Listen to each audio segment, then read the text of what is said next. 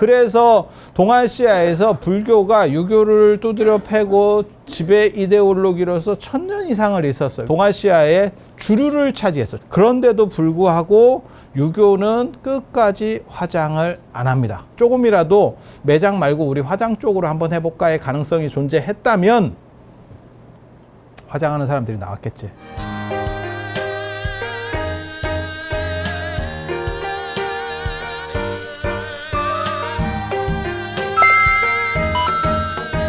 기독교의 영생, 기독교나 이슬람의 영생, 천국 가서 그냥 신이 만들어 놓은 조건 속에 들어가서 영원히 사는 거예요. 끝. 불교의 영생, 윤회에서 뺑뺑이 돌면서 계속 돌아가고 있는 거예요. 그러면 목적은 뭐냐? 여기서 빠져나가는 거. 그걸 열반이라고 합니다. 열반이 죽음이라는 뜻 아닙니까? 아니에요. 완성이라는 뜻이에요. 완성. 그런데 인도 불교에서는 그 완성이 죽을 때 완성된다고 생각해. 그래서 죽음에 대한 의미도 들어가 있는 거예요. 거기에. 예, 살았을 때는 그게 안 되는데 육체가 있을 때는 이 육체적 한계 때문에 완전하게 걔네가 하는 말이에요. 옳다 그르다를 얘기하는 게 아니야. 그래서 불교의 영생이라고 하는 거는 하나는 윤회고 이건 뺑뺑이 도는 거, 이건 상태가 메롱인 거고 여기서 벗어나는 거, 그걸 열반이라고 하는데 열반이 자꾸 죽음에 대한 생각을 상기시키니까 일반적으로 사람들이 적합한 표현은 아닌데 100% 적합한 표현은 아닌데 이걸 해탈 벗어났다라고 쓰는 거예요. 해탈 목샤 이렇게 해서 벗어났다 이렇게 목샤 이렇게 쓰는 거고, 그 다음에 도교에서는 신선이 돼서 이 세계 안에 산다니까 이 세계의 또 다른 연장선, 뭐 무릉도원이든지 뭐 청학동이든지 어딘가 또 다른 연장선 속에 그들만의 리그가 존재하는 곳에 살아. 이들은 천상이나 다른 세계로 넘어가지 못해. 왜? 이론론을 배경으로 하기 때문에. 예. 그리고 유교에서는 그냥 이 세계에서 같이 삽니다. 그냥 같이. 그러면 영생을 어떻게 하느냐? 자식으로서의 영생. 어떻게 보면 가장 현실적인 영생론을 펴는 거는 유교라는 생각도 들어요. 내 성씨를 물려주는 내 DNA를 가장 많이 가진 놈을 통해서 영생. 자식이죠. 그리고 여자는 필요가 없고, 여자도 자식 아닙니까? 여자는 그 대를 계속 이어가지 못하기 때문에 뭔 뜻인지 알아? 여러분이 예를 들어서 여러분이 사업체를 한다고 생각해봐. 삼성이야, 삼성. 근데 삼성에 그냥 가정하는 거예요. 삼성이 아들이 끊기고 나중에 내려갔더니 딸만 있는 거야. 이재룡 씨 아들 있지? 이재룡 아들이 딸만 난 거야. 이재룡 회장님 아들이 딸만 난 거야. 그러면 어떤 일이 벌어지냐면 걔 딸에게 상속을 시키잖아. 그러면 이 회사가 이씨 회사에서 다른 집 회사로 바뀝니다. 당대에 바뀝니까? 아니, 당대에는 안 바뀌지. 그 아들 때에 가면. 왜? 예를 들어서 이씨, 뭐 이부진 씨가 누구야?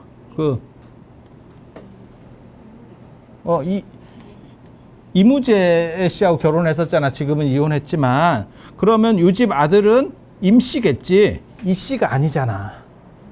그러면 이게 한 단계 넘어가면 어떻게 돼? 임씨께 되는 거예요.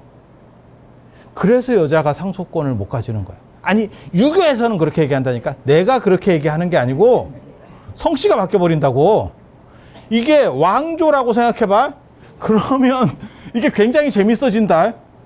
이거 뭐 그럴 수도 있는 거 아닙니까? 같은 피 아닙니까? 같은 피야.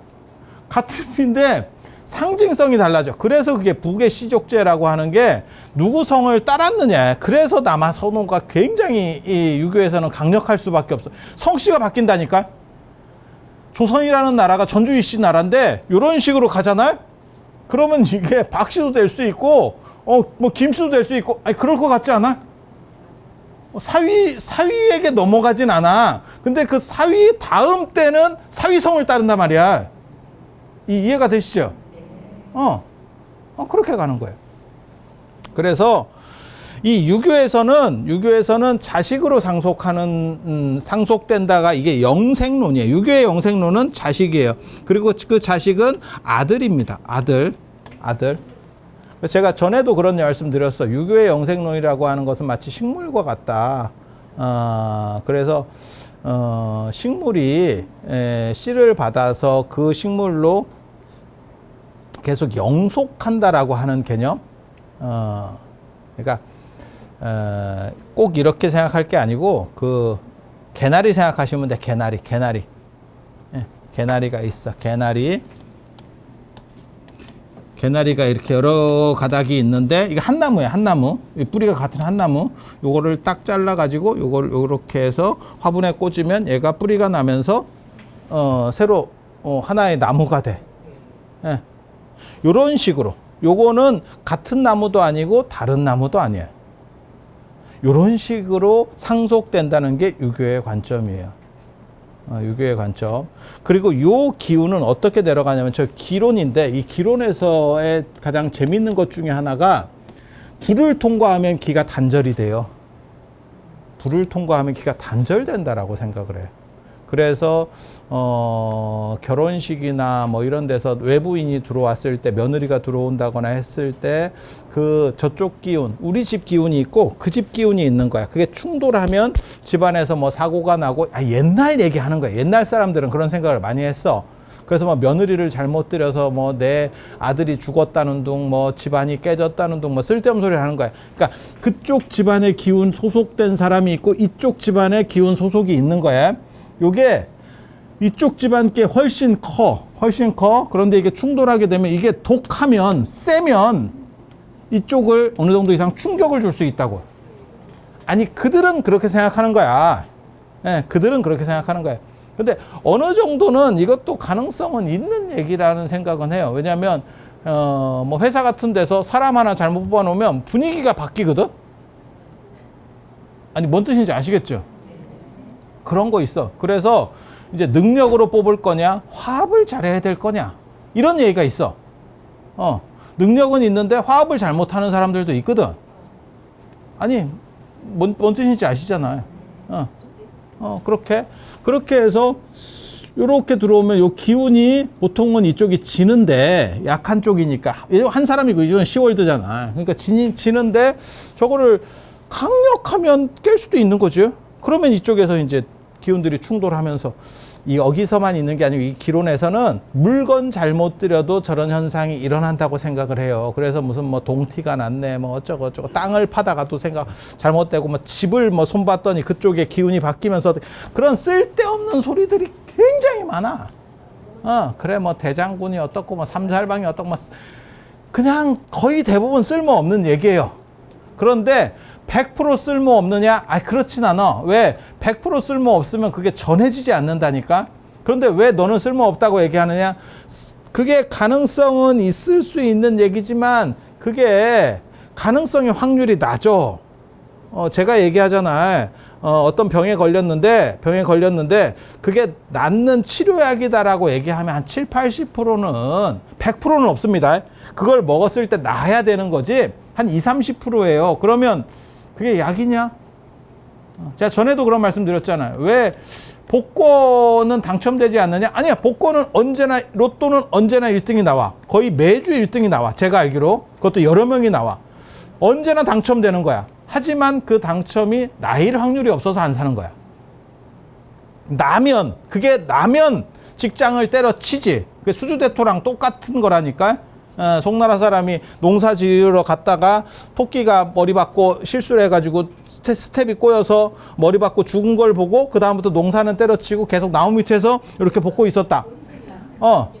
복권 하나 샀는데 운이 좋아가지고 한 100만 원짜리가 걸려서 이거네 이러면서 계속 복권만 사다가 망해 죽었다라고 하는 그 내용이거든. 확률은 있지만 왜 우리는 얼마 안 되는 월급을 받고 일을 하느냐? 그거는 꾸준한 거고 이거는 있을지 없을지 불명확성이기 때문에 예, 불명확성이기 때문에. 그래서 그런 쓸데없는 얘기들이 가능성은 있지만 쓸데없다라고 말하는 것은 확률이 낮기 때문에. 그러니까 과학이 이러한 이야기들을 다 나중에 이기게 되는 거는 과학은 어느 정도의 확률을 계속 맞춰줘요. 과학이 그럼 100%입니까? 100% 절대 아니야. 검토를 더 거치면 뭐 예를 들어서 70%, 80%, 90%까지는 올라가도 100%가 될 수는 없어요. 뭐 약도 그런 거고 뭐 전부 다 마찬가지야. 하지만 그거는 어느 정도 이상의 유의미한 보편적 확률을 주는 거고 그 유의미하지 못한 확률을 주면 그거는 우리가 별 볼 일이 없다고 생각하는 거예요. 그래서 이렇게 충돌한다라는 지점이 있는 거고 결국은 이게 다 기론이에요. 기와 기가 충돌하는 거예요.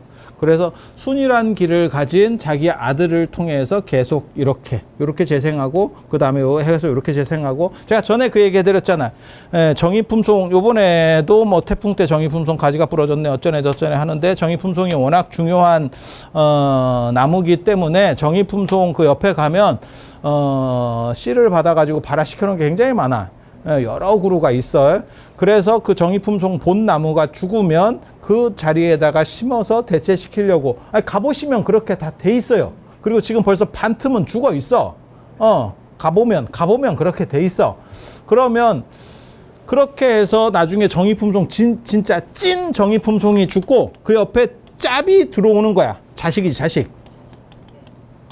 이거를 같은 정의품송으로 볼 거냐 아닐 거냐. 이게 유교에서 말하는 하나의 상속 개념이에요. 상속. 그리고 이게 영생 개념이에요. 그리고 이거는 형체가 있어야 돼. 불 같은 경우는 불을 건너면 며느리가 이런 상황에서 요거를 벽살을 끊는 방식으로 쓰는 것 중에 뭐가 있느냐? 황토를 건넌다. 아니면 불을 피워놓고 그걸 건넌다.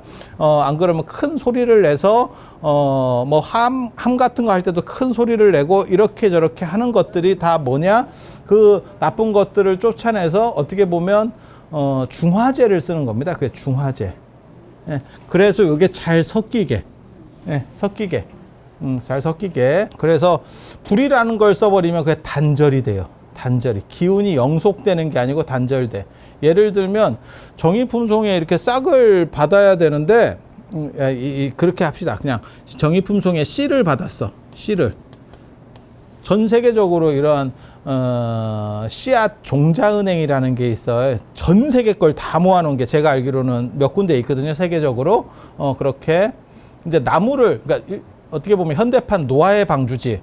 그런데 나무를 넣어놓으면 되는 거 아니야? 야, 그럼 그거 누가 관리하냐? 그러니까 씨를 놓는 거야. 씨를 놓는 거야. 그래서 하나는 놓지는 않겠지. 뭐 여러 개를 놨겠지. 그래서 그 종이 단종되면 사라지면 어떤 기후 환경 변화로 인해 사라지면 그걸 가지고 다시 복구하겠다. 아니 맞잖아요. 그런데 예를 들어서 그 씨가 불에 탄 씨야. 야, 그러면 이거는 씨가 있어도 소용이 없다. 다시는 발화하지 않는다. 딱 그렇게 생각하시면 돼. 그래서 화장을 하면 자식과의 영속 관계가 끊어져 버려요. 유교에서는 그렇게 생각한다니까. 이게 정당하냐를 얘기하는 게 아니야. 그들은 그렇게 생각했다.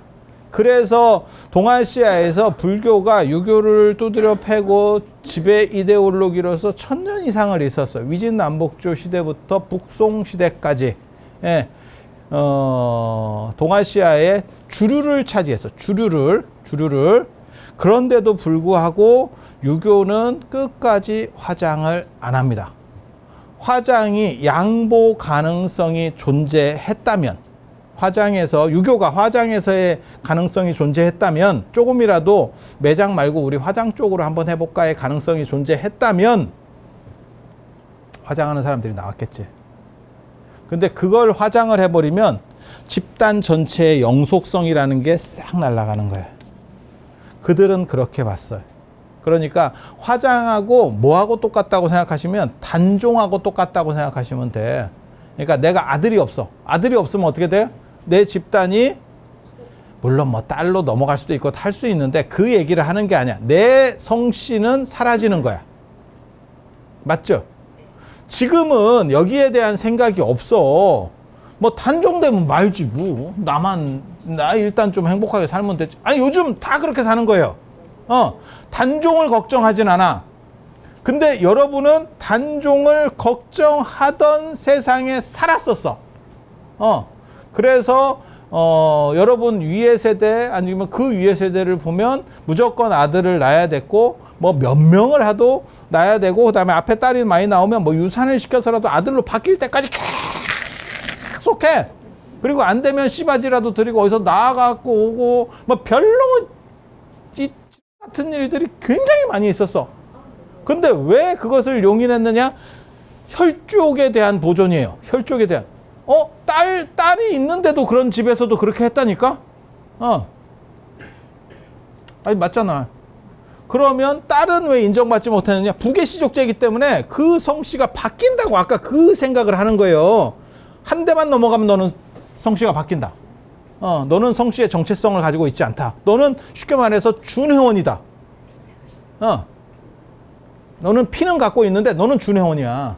그 제사에도 못 들어가 나중에. 그래서 요런 이야기들을 보면 화장해버리면 단절되는 거예요. 그러니까 더 이상 후손이 없는 무남이 되는 거하고 똑같아. 무남이 되는 거하고 그러니까는 애가 없는 거하고 똑같아. 아들이 없는 거하고 똑같아. 그래서 단절돼 버리면 여기서부터 내려오는 이 어떻게 보면 예를 들어서 뭐 공씨야. 공씨가 동아시아에서 가장 오래된 성씨 중에 하나입니다. 공자의 공씨. 공자가 공씨의 시조예요.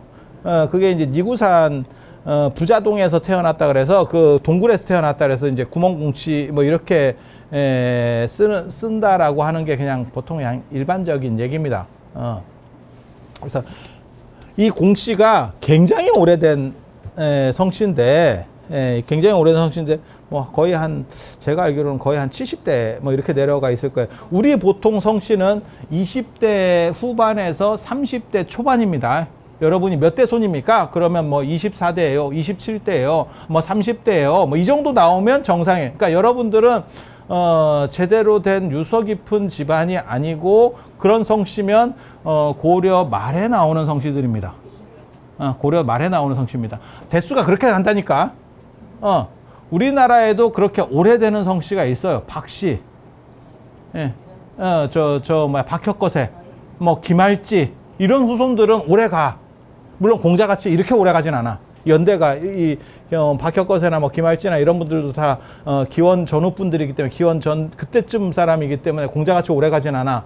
근데 대부분의 우리나라 성씨는 20대 중반 정도에서 30대 정도 사이에서 거의 끝납니다. 그거는 고려 말에 성씨들이 대부분 만들어지기 때문에 그래요. 그렇게. 그래서 이런 성씨에서 내려오는 어떠한 에너지의 흐름이라는 게 있어. 그 흐름을 뭐라고 얘기하냐면 주역식으로 얘기하면 적선지가 필요여경, 적악지가 필요여왕이라고 집안에 계속 내려오는 그게 조상의 음덕이에요. 그리고 그것을 계속 연결시키고 견고하게 해나가는 게 제사예요. 그래서 돌아가시는 분에게 밥을 주고 그러면 그 음식을 공양해 드리면 그 공양 받은 분이 아유 너네 잘했어요 이러면서 음덕을 내려줘. 그래서 선을 많이 쌓은 집에는 적선지가 필요여경 경사가 있다. 남은 경사가 있다라고 하는 게 뭐냐면 그 집안에서 내려오는 어떻게 보면 기운의 흐름이야. 흐름. 그런데 그 흐름과 화장을 해버리면 이 흐름 자체가 끊어져 버리는 거예요. 그래서 제사라고 하는 거는 매장이라는 게 필수 조건이라니까. 필수 조건. 그래서 둘 중에 하나 조건이 끊어졌어. 그럼 날아가는 겁니다. 그럼 날아가는 겁니다. 뭐하고 똑같은 거냐면 부부가 있어. 부부가 있어. 이게 남편과 아내가 있어야 이게 필수 조건이에요. 그런데 내가 이혼을 했던 사별을 했던 이렇게 해서 한쪽이 날아갔어. 나는 존재해도 부부는 아닌 거야. 아니 그렇잖아. 필수 조건 중에 하나가 무너지기 때문에. 그래서 제사하고 매장은 무조건 필수 조건이에요. 둘 중에 하나가 형성이 안 되면 하나는 해봐야 그냥 헛방이야, 헛방.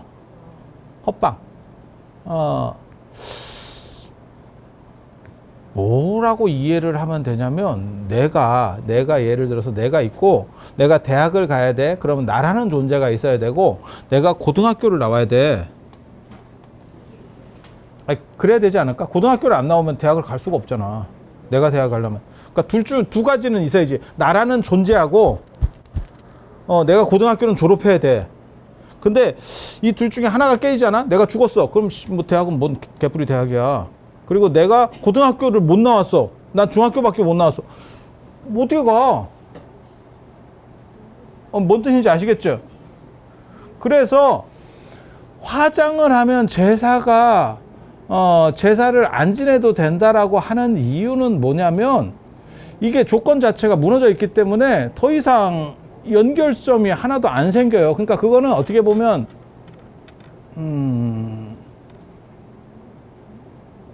약간 이벤트 같이 되는 거지. 본래 목적을 벗어나서 약간 이벤트 같이 되는 거야. 이벤트 같이. 예.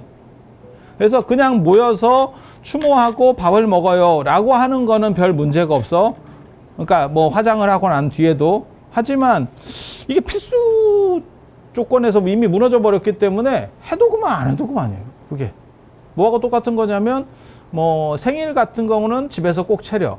근데 여러분들은 뭐 그럴 일이 없겠지만 젊은 사람들 같은 경우 그거 있잖아. 뭐 200일 기념, 뭐 300일 기념.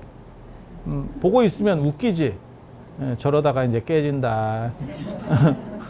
저러다 깨진다. 여러분이 볼 때는 그건 필수적이지 않잖아. 지들끼리 재밌어서 좋아서 하는 갑지. 이런 정도 생각을 하면 되는 거예요. 그래서 화장을 했을 때 제사는 필수 조건 자체가 이미 무너져 있기 때문에 더 이상 안 해도 됩니다. 안 해도 됩니다. 근데 제가 방금 뭐라고 얘기했냐면 그게 추모나 이런 거는 가능하다 그랬잖아요. 그러니까 귀신이 화장해버리면 단절되면서 어떻게 보면 소멸한다라고 생각을 하시면 돼.